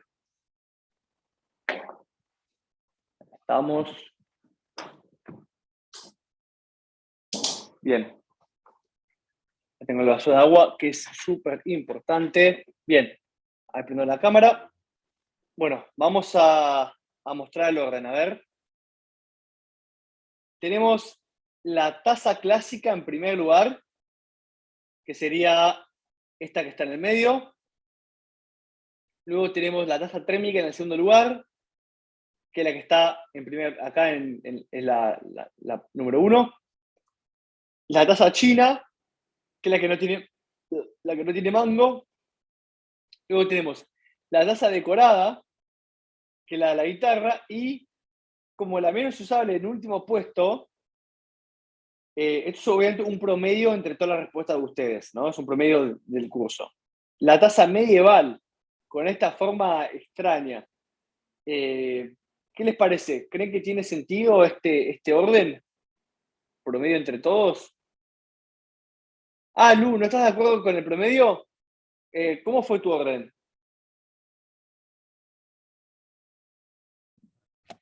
Perdón, A ver, permiso. sí. Para mí, ¿Cómo ordenaste? una taza sin asa es casi completamente inútil. Una taza que no se puede meter en el microondas también. Ok. Ese fue mi criterio. Obviamente la taza Entonces, medieval es la última. claro, sí. Perdón, ¿cuál era la última, Lu, que habías puesto? La taza medieval puse última, taza clásica puse primero. La taza decorada a mí me parece usable. Tiene pinta de poder ponerse en el microondas, se puede agarrar. Sí. La pusiste segunda, ¿no? La decorada. Sí, Y acá salió cuarta. Bueno. A ver, por lo menos no salió última. Eh, pero sí, obviamente, de vuelta, estamos hablando de percepción. Entonces acá no es que haya una respuesta correcta o no, sino que cada usuario, digamos, tiene una percepción de usabilidad que puede diferenciarse un poco quizás de lo que puso la mayoría. Bueno, vos, Lu, justamente valorás esto de que se pueda meter en microondas, que tengan obviamente un mango, pero bueno, quizás hay otros usuarios que evalúan esta usabilidad con otros criterios, como por ejemplo el diseño también. Quizás vinculan un diseño extravagante como la medieval con algo ser usable, y quizás hay otros usuarios que no, que les encanta, que ven esa taza medieval y dicen, sí, esto es súper usable, no sé. Pero bueno, bueno, espero que les haya divertido un poco hacer esta actividad. Pero bueno, eso es un poco como para que vean que cuando hablamos de usabilidad, no solamente, digamos, es una cuestión de entrar a métricas del producto y ver, digamos, cómo funcionan las interfaces y cuál es la cualidad de que un producto sea recordado o la facilidad de aprender, sino que también uno puede darse una idea de usabilidad no solo mientras usa el producto, sino incluso antes de usar el producto, tan solo viéndolo. Solamente a ustedes les habrá pasado de que vieron alguna página web o alguna aplicación o cualquier producto físico también, que ni siquiera lo usaron y ya sin haberlo usado ya se dan una idea de, uy, esto va a ser difícil de usar, esto va a ser complicado. Quizás, no sé, puede ser la primera vez que entraron, no sé, a la página de la FIP o a una página así con bastante, como, no muy actualizada. Pero bueno, ahí justo están compartiendo en el chat algunos órdenes más. Genial. Bueno, perfecto, chicos, gracias por participar. A ver si vamos ahora. Ahí está. Vamos ahora con lo que es diseño de interacción, que esto está buenísimo. Bien, ahora, diseño de interacción tiene que ver sobre cómo los componentes visuales que nosotros diseñamos van a interactuar con el usuario, cómo van a comportarse, cuál va a ser su comportamiento. Porque obviamente lo que es UI, hablamos de justamente, no sé, los botones, ¿no? Quizás la barra de búsqueda, los inputs, los filtros, todos los elementos navegables con que el usuario interactúa, pero es importante que esos elementos también generen una interacción o un estado cuando se interactúan sobre los mismos. Acá hay dos factores importantes. Uno es la encontrabilidad y otro es el feedback en lo que es diseño de interacción. Todo lo que es la encontrabilidad es básicamente la navegación, cómo hacer que, digamos, sea obvio dónde uno está y hacia dónde puede ir. Por ejemplo, si uno está en el inicio, en la home, bueno, tiene que ser obvio, ¿no? En el diseño dónde uno está. Entonces vean que el estado, acá en el ejemplo, home está marcado en azul y el resto está desmarcado. Entonces, esto es diseño de interacción justamente, ¿no? Como pensar en los distintos estados que pueden tener los componentes para marcar, para justamente dar una mejor experiencia, ¿no? En este caso, de encontrabilidad. Dónde está ubicado el usuario, o por ejemplo, cuando uno está justamente scrolleando a través de un montón de artículos, la posibilidad quizás de ver más artículos o de filtrar. Y por otro lado también está lo que es el feedback, que es las interacciones, digamos, el feedback de un componente es cuando da información de la acción que realizó. Por ejemplo, esto es cuando quizás nosotros subimos una imagen y vemos que esa imagen tiene una barra de carga, ¿no? Entonces podemos ver que nuestra imagen ahora está siendo subida, ¿bien? Y que va por un 20%, que va por un 50%, que va por un 80%, y después vemos cómo esa imagen llega al 100% y termina de estar cargada. Luego, también Mercado Pago lo hace mucho con el botón. No sé si ustedes usaron, bueno, los que usaron alguna vez Mercado Pago o Mercado Libre, que debe ser la mayoría, cuando uno paga un servicio, o un producto, el botón de compra, verificar compra, luego lo que hace es se transforma en un círculo y ese círculo es el resumen de la transacción. Es decir, ese botón se transforma en un círculo que tiene un check para indicar de que la compra fue exitosa y un color verde, o se transforma en un círculo rojo con una cruz para indicar que la compra no fue exitosa. Entonces vean cómo ese botón luego se transforma para dar información sobre cómo terminó la acción. A ver si lo encuentro acá. Mercado Pago, botón de pago, a ver si lo encuentro. No, debería ser una compra para probarlo, creo, pero bueno, la pantalla, a ver si... No, este no es. A ver el botón, ¿cuál es? Bueno, nada, lo debería buscar mejor, pero básicamente el botón se transforma en eso, en una pantalla de confirmación o de rechazo. Ahí justo Sole comenta lo de los sonidos, que me parece muy bueno. Y también, por ejemplo, imagínense lo siguiente, imaginen que ustedes llenan un formulario, ¿no? Y ponen, no sé, el mail, un teléfono de contacto, texto, y apretan el botón de enviar formulario. ¿Ustedes qué esperan? Al apretar el botón y enviar el formulario, ¿qué esperan que el sistema haga? Una confirmación de envío, una confirmación de que el mensaje se envió. Ahí está, formulario enviado, que esté ok. Porque quizás sin esa confirmación de, genial, enviaste tu mensaje, te vamos a estar contando después, sin esa confirmación, uno puede pensar de que no se mandó el mensaje y genera ansiedad. Y el usuario quizás aprieta de vuelta 2 veces, 3, 4, 5. El sistema, cuando hablo de feedback, es esto justamente. Tiene que avisar al usuario de que la acción se realizó. Acá les voy a mostrar un ejemplo muy obviamente sencillo de feedback. Obviamente esto es muy, muy austero, pero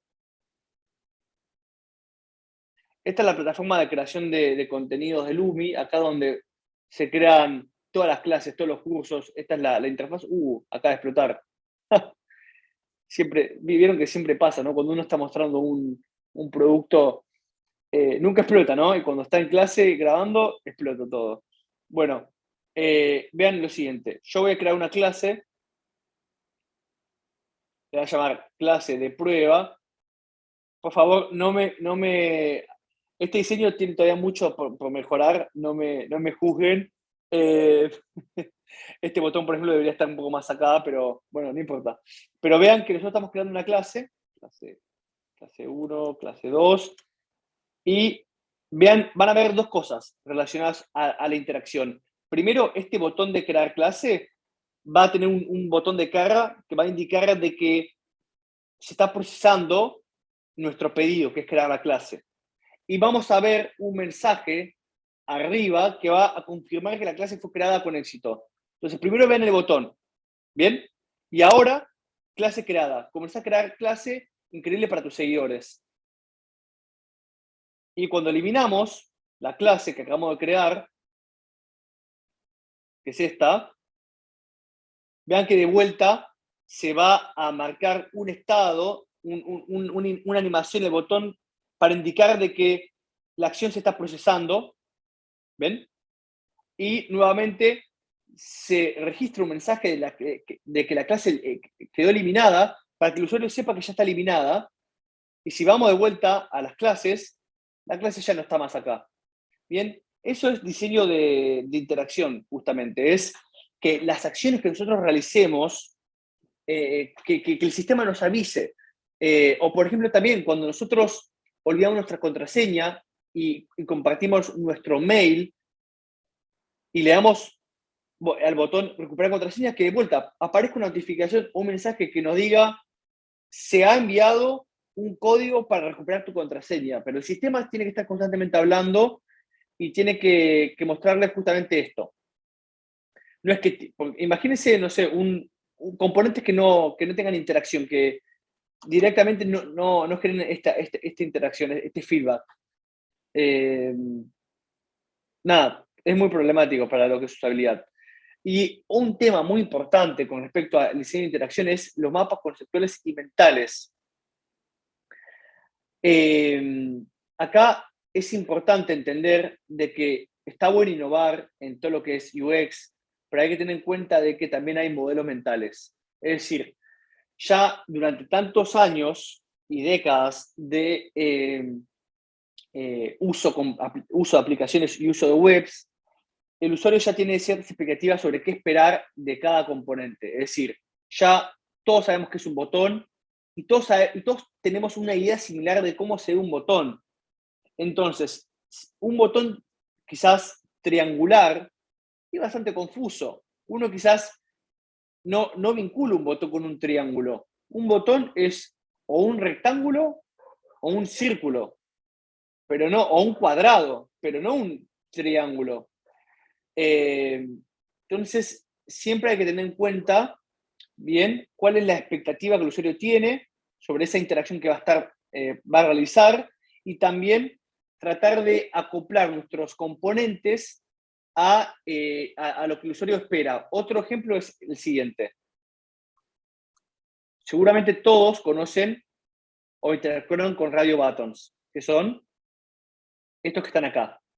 Los radio buttons son botones de selección única, es decir, cuando tenemos 3 opciones con radio buttons, significa que solo vas a poder elegir uno de estos, no los 3, y no 2, sino solo uno. Si queremos seleccionar más de una opción, para eso existen los checkbox. ¿Bien? Que son estos, que están acá, donde uno puede seleccionar varios. Entonces, de vuelta, el usuario, si nosotros queremos que el usuario seleccione una o más veces opciones, no pongamos radio buttons, porque el usuario espera que los radio buttons sea para seleccionar una sola vez. Así que es importantísimo entender los modelos conceptuales y mentales. Acá hay un ejemplo divertido de qué hablamos sobre modelos mentales. Y vemos que para distintas personas, un gato puede significar distintas cosas. Hay personas que lo ven como una mascota, otros lo pueden ver como un cazador para sus ratones. Pero bueno, es importante entender justamente el modelo mental particular del usuario al que estamos atendiendo. Y bueno, acá también entra todo lo que es patrón de diseño y todo lo que les cuento de que si bien obviamente nuestros productos van a tener una interfaz que sea propia y distintiva, también tenemos que tener en cuenta de ciertos patrones de diseño, ¿no? De que los checkboxes tienen que tener una forma similar, después obviamente el color y todo lo demás varía en base a cada producto, pero hay que seguir ciertos lineamientos de diseño que ya son universales, ¿no? Y que todos los usuarios lo entienden. De hecho, hay guías extensas sobre cómo hacer una buena aplicación de cada elemento de UI. Hay guías sobre cómo hacer un buen switch, que son los que están acá en verde. Hay guías sobre cómo, por ejemplo, usar un buen carrusel. Hay un montón de guías, pero hay que seguir cuidando estos patrones para no confundir al usuario. Bien. ¿Alguna duda, consulta con respecto a diseño de interacción o usabilidad también?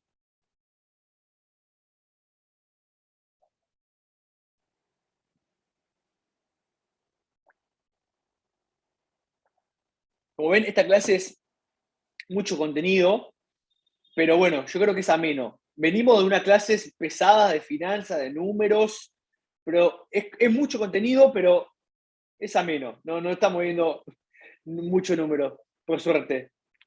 Ya dejamos los números atrás. Bueno, nos quedan 2 temas y tenemos 20 minutos. A ver, vamos a ver que creo que llegamos bien.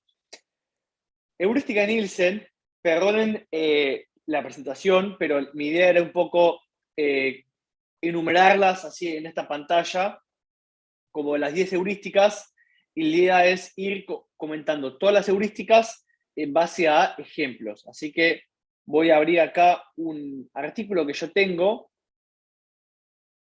De hecho, les comparto el artículo que vamos a estar viendo ahora y también un artículo más que habla sobre heurísticas y cómo aplicarlas. Pero bueno, la primera heurística... a todo esto, perdón, las heurísticas de Nielsen son, digamos, principios, lineamientos, consejos, si se quiere decir de esa manera, para hacer un diseño mucho más usable. ¿Bien? Son como ciertas características que tienen que tener todo buen diseño. Y todas estas cosas hacen de vuelta a una buena usabilidad. Así que vamos con las 10, que son bastantes. Primero tenemos la visibilidad de estado del sistema. ¿Qué significa esto?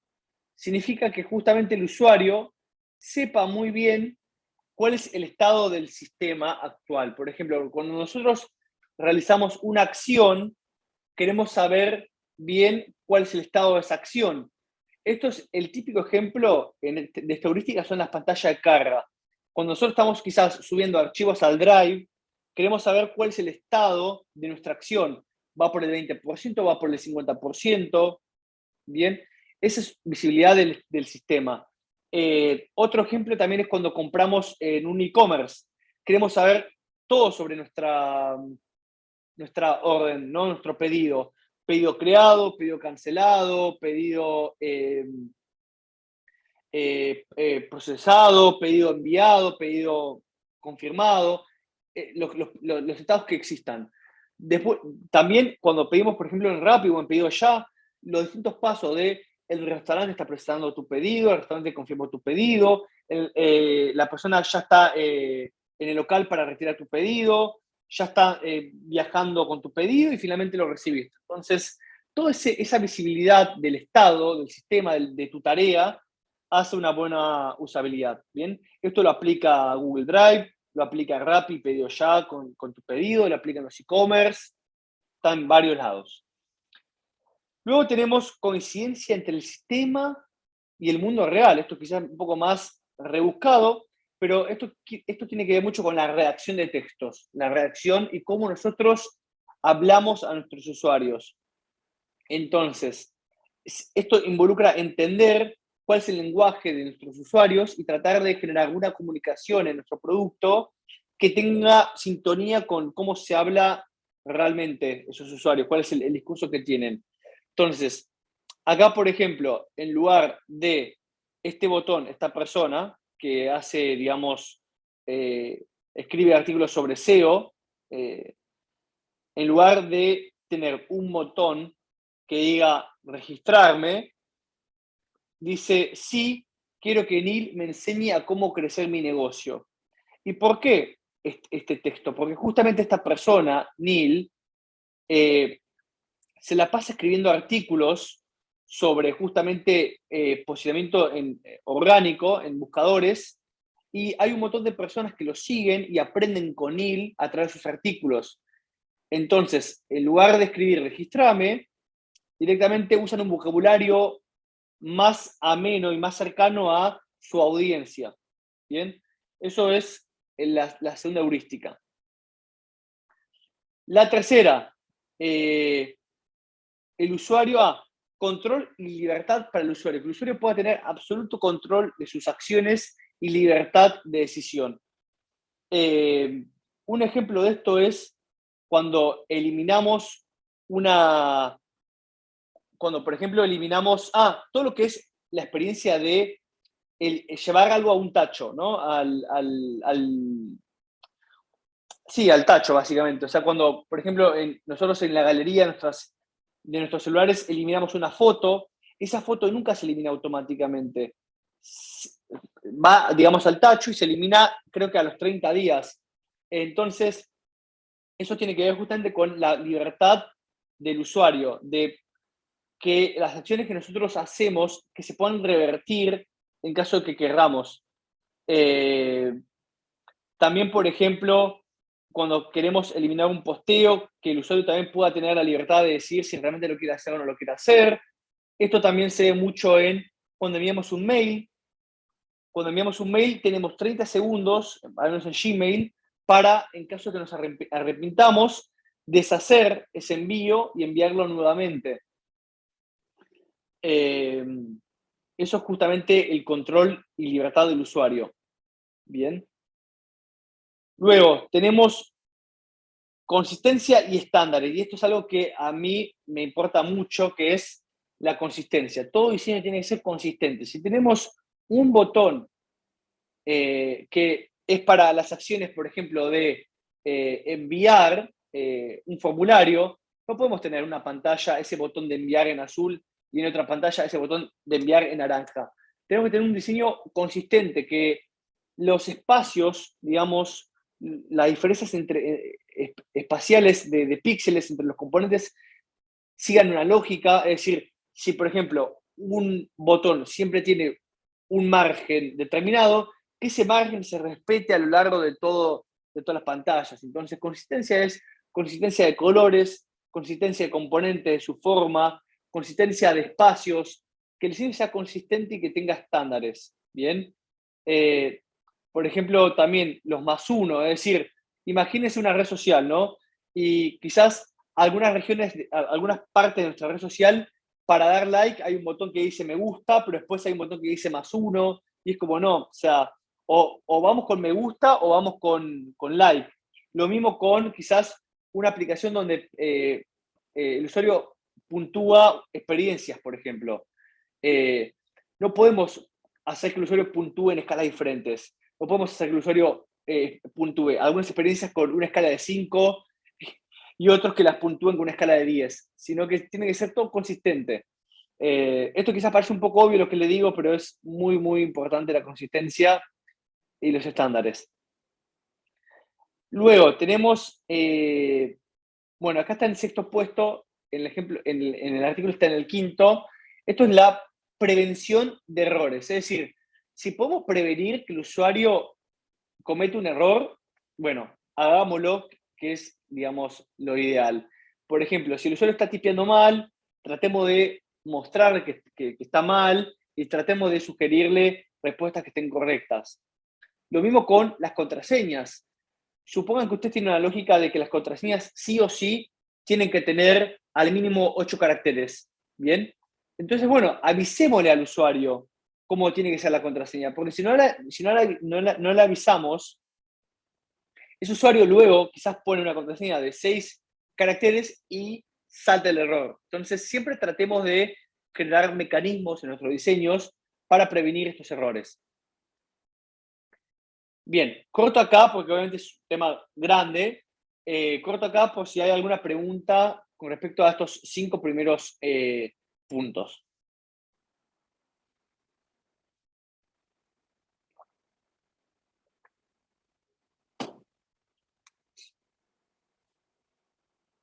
No, el punto 5 no lo dije, lo digo ahora. Me fui para el sexto, ahora lo digo. Gracias por la observación. Bueno, vamos con el quinto.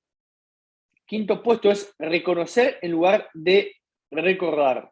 Es decir, tratemos de también asistir al usuario y adelantarnos y tratar de predecir qué es lo que está buscando. Entonces, por ejemplo, son las famosas predicciones. En lugar de que el usuario escriba todo lo que está tratando de buscar, que el usuario pueda seleccionar, digamos, la respuesta a través de, digamos, este sistema, ¿no? Un modelo que te diga, bueno, tratar de ver qué es lo que está buscando. También, por ejemplo, en Netflix pasa mucho de que, no sé si lo vieron, pero en Netflix, cuando uno empieza a tipear el nombre de la película o el nombre de la serie, Netflix automáticamente va actualizando el listado de películas y series en base a lo que uno va tipeando. Entonces, a veces no hace falta escribir todo el nombre. Quizás escribimos las primeras 4 letras y ya Netflix nos muestra cuál es la película que queremos ver. Eso es justamente reconocer antes de recordar. Quizás el usuario no conoce, no sabe bien el nombre completo de la película, pero sabe que, digamos, tiene ciertas palabras, conoce ciertas palabras. Entonces busca esas palabras y ya Netflix le sugiere posibles películas en base a esa palabra. Luego tenemos flexibilidad y eficiencia de uso. Acá hablamos justamente de tratar de hacer que el usuario, cuando hablamos de eficiencia de uso, es pedirle al usuario el menor esfuerzo posible. Entonces, por ejemplo, si nosotros queremos hacer un registro, digamos, simple, que tengamos, por ejemplo, un atajo, donde quizás podamos directamente ingresar nuestro mail, nuestra contraseña y una descripción. Y ahora, si nosotros queremos mayor complejidad o agregar más datos o queremos hacer mayor esfuerzo y sumar más datos, que eso, digamos, sea optativo. Pero por defecto, tenemos que hacer que el usuario tenga un uso mucho más eficiente y con el menor esfuerzo posible. Ahora, si el usuario quiere más complejidad y quiere mayor esfuerzo y quiere agregar más cosas, bueno, hay que agregar esa opción, pero hay que agregarla como una opción más secundaria. Eso básicamente esta séptima heurística. Luego tenemos estética y diseño minimalista, donde, bueno, es básicamente esto, o sea, un diseño muy limpio, donde justamente se fomente el foco en la acción principal que el usuario quiere realizar, que sea un diseño lindo, que sea deseable, que el usuario quiera justamente interactuar sobre él. Eso es justamente la estética, el diseño estético y minimalista, no hay mucho que desarrollar acá.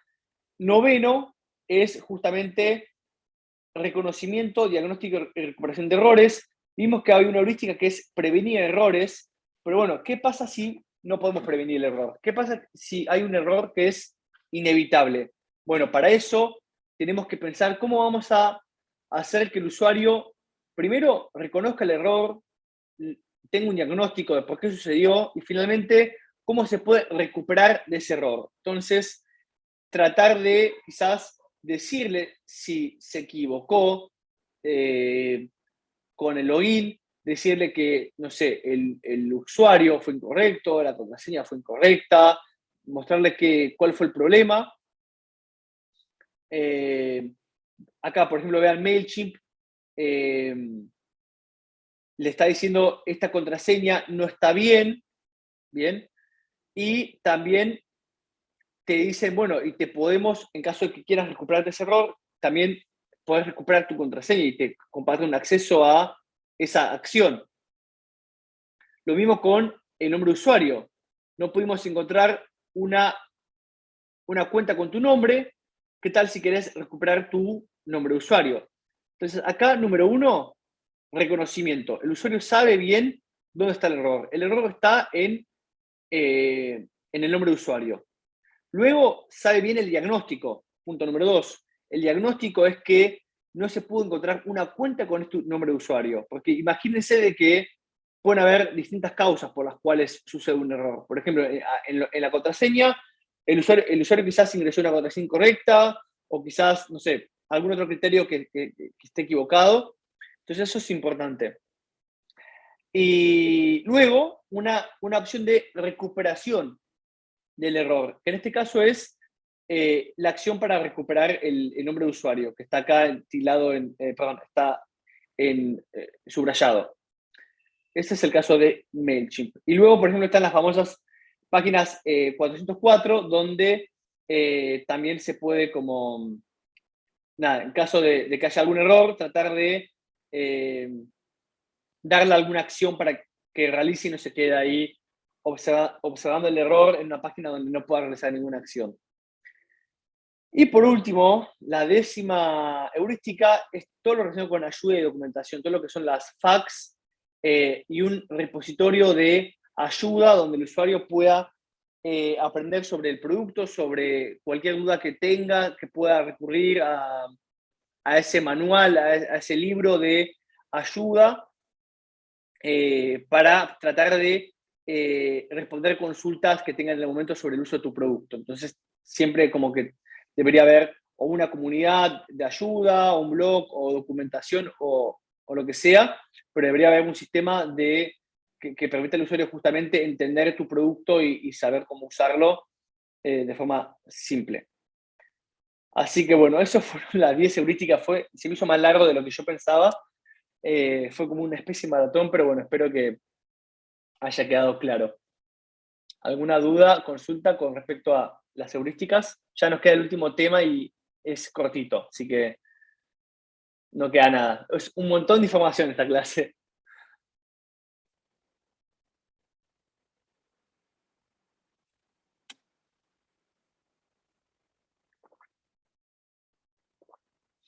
Bueno, entonces vamos ya con el último tema, que es prototipos de UX. Bien, ya hablamos de prototipos antes, como una herramienta, un instrumento justamente para probar nuestras soluciones a usuarios antes de estar invirtiendo tiempo y dinero en desarrollo. Ahora, hay un camino hacia el prototipo. Digamos, el prototipo es, a nivel diseño, es el último entregable en la escala, el último entregable que se prueba con usuarios y que otorga un montón de fidelidad. Pero hay otros instrumentos también en diseño que no son el prototipo, que tienen quizás un grado de fidelidad mucho más bajo. Acá justo dice develop en el gráfico este, en realidad develop iría a prototipo, así que nada, sería sketch, wireframe, mockup y prototipo. Vamos a ver uno por uno cada uno de estos instrumentos. Primero tenemos los sketch, que es, digamos, la representación más básica de una idea. Es la primera bajada visual. Son los famosos diseños en papel, los diseños escritos. Hay algunos que son más complejos, otros que son un poco más simples, pero básicamente es un dibujo en mano alzada. Acá, obviamente, no nos queremos meter en detalles finos de colores, de imágenes, de componentes, sino que queremos representar una idea de la forma más básica posible para comunicar al equipo y obtener feedback rápido. Pero claramente no estamos pensando en la arquitectura, digamos, la ubicación de los elementos, los tipos de elementos, los colores. Es una representación visual muy, muy, muy básica, muy orientativa. Este sketch es, digamos, el instrumento de menor fidelidad de los que vamos a ver. ¿A qué me refiero con fidelidad? Fidelidad es básicamente el grado de confianza que nosotros tenemos sobre ese instrumento, sobre qué tan bien ese instrumento va a representar un... No, ¿cómo lo digo? La fidelidad, digamos, tiene que ver con qué tan confiable es la respuesta que nos va a dar el usuario. Cuando decimos que un diseño tiene mucha fidelidad, es un diseño de que la reacción que va a tener el usuario sobre ese diseño va a emular muy bien la reacción real que va a tener ese usuario en nuestro producto, ¿bien? Cuanto más cercano un diseño sea a la realidad, al producto final, a una aplicación, cuanto más asemeje a una aplicación real, mayor fidelidad va a tener, porque justamente se va a parecer más a una experiencia real. En cambio, un sketch claramente no se ve como una aplicación real. Entonces, es un instrumento de menor fidelidad donde obtenemos feedback, pero ese feedback quizás no es tan confiable como el feedback sobre un prototipo mucho más detallado. A eso es lo que voy con fidelidad. El sketch, por lo general, se comparte más con el equipo y no tanto con los usuarios finales, en líneas generales. El siguiente estadio son los wireframes. Los wireframes ya se ven como se ven en pantalla, ya se suelen realizar con programas de diseño, y básicamente el wireframe tiene un mayor nivel de detalle donde ya se empiezan a definir bien los componentes donde van a estar ubicados, los iconos, se definen los iconos, las imágenes, las columnas, la estructura, la navegación. Ya es un nivel de detalle mucho más grande. Ustedes vean simplemente las imágenes, lo que es un sketch con lo que es un wireframe. Ya notan que hay una estructura mucho más similar a la de una aplicación real. Hay wireframes que tienen una fidelidad un poco más baja, otros un poco más media, un poco más alta, pero en líneas generales un sketch es baja fidelidad y un wireframe ya es mediana fidelidad. Y luego tenemos los mockups que ya son alta fidelidad, que son los entregables finales, donde al wireframe le ponemos imágenes, le ponemos colores, le ponemos comentarios reales, les cambiamos los textos. Quizás acá en los wireframes no hay textos, hay, digamos, textos ficticios, pero ya en un mockup tenemos textos más reales. El mockup obviamente aporta toda la fidelidad que aportaría cualquier aplicación en el App Store o en el Play Store. Entonces, esos son los mockups. Pero, ¿qué es el prototipo entonces? El prototipo es esencialmente un mockup, pero con interacción. Cuando las pantallas en los programas de diseño las programamos para que justamente cuando apretemos un botón saltes a la siguiente pantalla en el programa de diseño, eso es justamente un prototipo, ¿bien? Por ejemplo, y ya vamos terminando la clase, así no lo demoro más, que estamos pasaditos. Esto es el diseño de Lumi, ¿bien? Y estos son los mockups. Vean que los mockups emulan unas pantallas reales que podría tener la aplicación. Ahora, cuando hablamos de prototipo, hablamos de un diseño que es interactivo. Entonces, nosotros podemos, por ejemplo, hacer que este botón que dice ya tengo cuenta, te lleve, vean, a esta pantalla, que es la inicialización. Entonces, lo que hacemos es que el prototipo se lo compartimos al usuario y vean que el usuario después aprieta acá, ¿ven? Y va a la pantalla de inicia sesión. Aprieta acá y va a la pantalla e ingresa tus datos. Bien, entonces, vean que ahora este mockup tiene interacción. Esto es un prototipo, básicamente. ¿Bien? Obviamente, nada, hay prototipos también orientados a lo que es el mundo físico. Yo obviamente le estoy mostrando prototipo en base a pantallas y software, pero hay otro tipo de prototipos, por supuesto. Pero bueno, acá hay algunas herramientas para que ustedes puedan crear prototipos o sketches, como estos que están acá, o wireframes incluso. Tenemos Balsamiq, Justinmind, UXSpeed, Azure. Algunas son más complejas, como Adobe XD y Figma, y algunas más simples para product managers que quizás no tienen conocimientos en diseño, que son estas que están acá. Así que, nada, eso es la clase de UX. Les dejo también este libro recomendado que es Lean UX. Es una metodología para hacer UX que está muy buena y va muy de la mano con lo que es Lean Startup. Así que, libro súper, súper recomendado que habla sobre cómo crear un sistema de diseño, sobre cómo reutilizar componentes, sobre cómo aplicar metodologías ágiles dentro de UX, cómo crear una cultura de colaboración. Bueno, nada, tiene conceptos muy buenos este libro, así que súper recomendado, libro de UX, Lean UX. Muy, muy recomendado, muy buen libro. Bien, ¿alguna consulta, pregunta, duda con respecto a esta clase? El lunes igual, y les recomiendo que vayan a la masterclass de diseño, si ustedes quieren aprender, por lo menos de forma muy básica, cómo hacer un diseño en Adobe XD.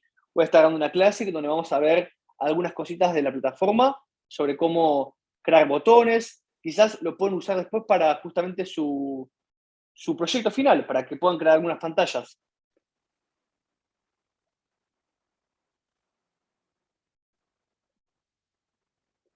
y les juro que el after de metodologías ágiles lo voy a hacer, lo voy a grabar, voy a encontrar la forma, pero van a tener ese contenido también. ¿Bien?